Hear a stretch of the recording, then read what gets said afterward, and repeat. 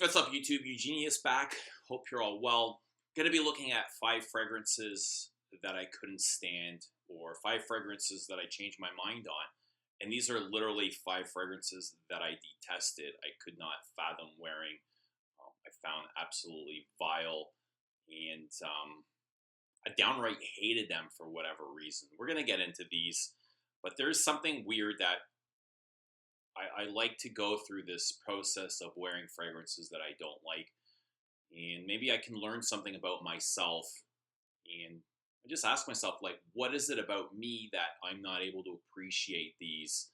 And through that process, maybe I find something, or I am able to appreciate them for what they truly are. But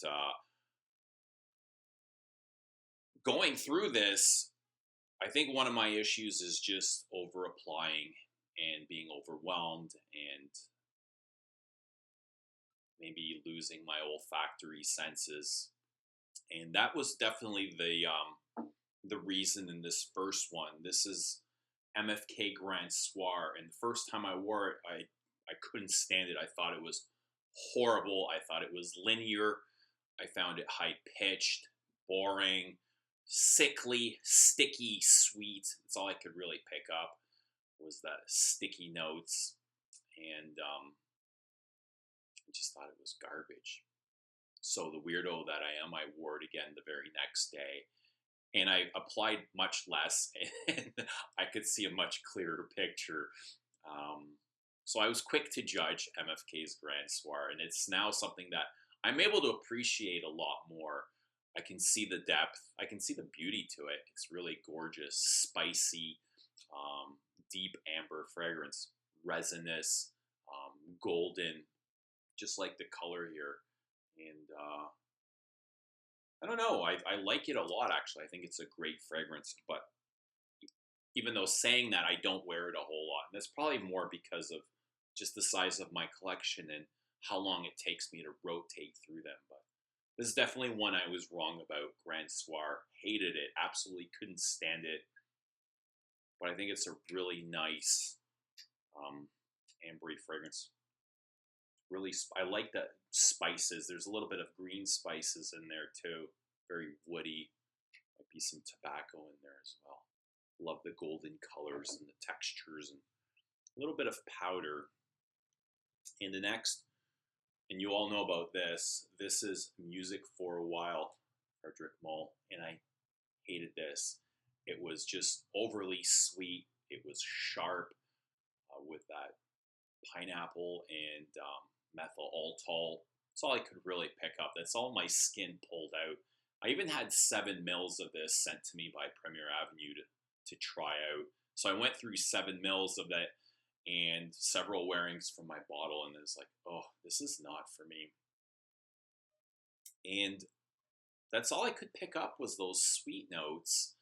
But like I've discussed with this in the comments with a lot of my viewers, once you put a little bit of air in your bottle and you give it, some oxygen, it gives the perfume room to breathe, I guess. I'm not sure, but after putting a little bit of a dent in my bottle, I was able to appreciate it. Like the patchouli came out, the lavender, the textures, the contrasts, the sticky, the sweet notes have kind of gone down on me. It's not as sickly sweet as it used to be, which I appreciate a lot more. It's still, it's still a little bit sweeter than I'd like typically from a fragrance, but I can definitely process this a lot better than I was able to before. I've also got the candle in this, and I find maybe the candle helped me appreciate it, because the candle, the FREDERIC MALLE Christmas candle, is very similar to this, and it's also got that ethyl maltol. And as much as I say I can't stand ethyl maltol, I find it in a lot of things that I do like, such as Coco Mademoiselle, such as Mon Guerlain, such as Baccarat Rouge 540. I'm sure there's a few others if I were to think about it, but in small doses, I find it very addictive, ethyl maltol, and it might just be like making me hungry thing or think of food. I'm not sure what it is, but That's what it is. So I appreciate that a lot more than I used to. The next is Breath of God. And I used to think this smelled like God ate shit before, you know, you would smell his breath. I thought it was horrible. I couldn't stand the smell of it. And it was just so repulsive. And even going on online forums and reading about it, it was very divisive. People loved it and people hated it for the same reason I did. And I think it's just, I didn't understand it. I had a really bad perception of this. It had that aldehydic melon contrast, kind of the same thing I found in Les Parfums de DRIES, which literally reminded me of halitosis, the contrast between the notes, and I couldn't muster it.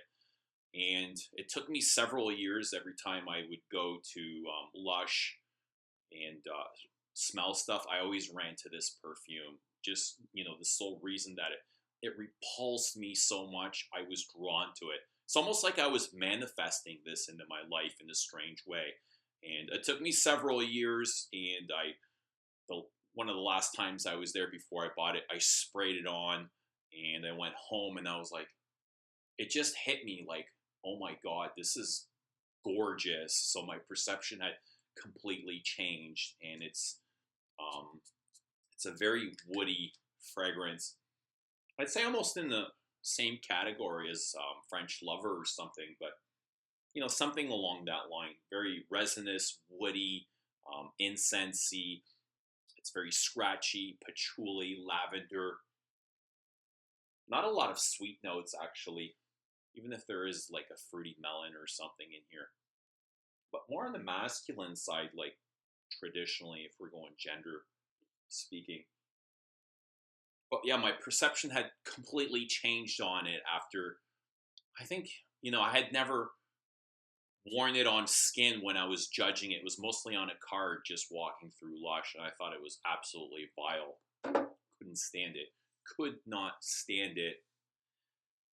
So number 4, this is no surprise. This is Santal Royale. And this shit gave me a fucking headache to the 9th degree. I hated it for the longest time.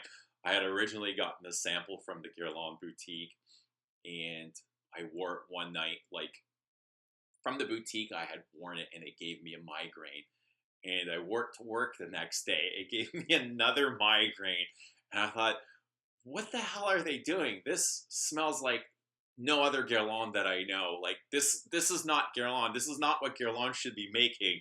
You know, stay away from these ouds and these synthetic bases. And I found the aroma chemicals were just like beating me over the head. I didn't understand. And it took me a long time to really understand what this is. And for a long time, all I could pick up was those synthetic aroma chemicals. And since then, I'm not sure what has happened, but I don't get that anymore, those synthetics. Like I understand that there's a lot of aroma chemicals in here, but they don't bother me as much as they used to. And I don't know, now that I spent a lot of years wearing this and trying to understand it for what it was. And now I just see the true beauty. You know, it's more than just rose oud. I see a lot of, God, I hope I'm not just kind of making this up in my head, but I see a lot of backstory to older Guerlain classics. And I think, you know, Terry Wasser has that. He has that awareness. He's not just a catalog perfumer that makes stuff, you know, that fly in through the window. No, he puts a lot of thought into this, and I can see that. So I think that might be one of the reasons. I think my bottle's like half full, so I've used a lot of this in my time, but absolutely hated this. It used to give me a migraine, and I didn't understand it, and I wasn't crazy about oud, which there's a lot of that scratchy synthetic notes in here, those dry woody ambers, but I really love this now. During all seasons, it's great in the warm weather as well. And this is the last one. This is the one I think I hated the absolute most. And this is Antaeus. And this was very early on in my journey where I was still wearing things like probably Dolce Gabbana the 1 and Gucci Pour Homme 2 and maybe like Allure Edition Blanche and stuff like that. Very fresh and safe scents. And I remember this, I was a huge fan of Chanel, and they only had this at like one particular department store where I shopped. I remember the first time smelling it and going, oh my, why would anybody want to wear this? Like, I just didn't understand the concept of animalic notes, of leather, castoreum, civet. I didn't understand the concept of a chypre, what a chypre was, and that threw me off too. It had a lot of textures to it, and you know, that contrast of patchouli and mosses and citruses. It was just a really weird experience. And right from, you know, just the ideas I had of this perfume, I became obsessed with hating it or trying to understand it. So every time we went to that specific mall, which was like almost a 40-minute drive from my house, I was obsessed, and that this all I could think about. I was like, not what clothes the kids needed or what I needed to pick up from the mall. It's like, I can't wait to get to the mall to smell that fucking horrible fragrance and Teus. And it went on like this for years until I was just like, one day I was like, I'm going to buy it for myself for Christmas. Just walking through that same mall, I was like, it's so bad. I bought it for myself. And it took me years to understand this as well, you know, to appreciate it for what it truly is just a gorgeous, masculine chypre fragrance. And I don't know, I love it now. Right now, I think it's like a staple in my collection. I would never want to be without it. And this is the great thing of being in this journey, is learning and understanding and being able to appreciate good things. And even though I don't understand them early on, this is why I keep going back to things that I don't like, is because of moments like this. You know, if I had kept that mindset of this is a horrible fragrance and not wanting to understand it, I never would have got to know Antaeus or a lot of these other things. But there you have it, my 5 that I couldn't stand. If you've smelled any of these 5, let me know what you think. Do you like them or not? Or if you have other 5s that you couldn't stand and have changed your mind about, let us know in the comments below. Love reading your comments. I got a bunch of others that I truly can't stand, but I don't think I'll ever change my mind on, such as Santal 33 or African Leather. There might be a few more, but those 2 really stand out for me. Anyway, give this video a like if you liked the video. If not, we'll see you all again soon. Thanks for watching.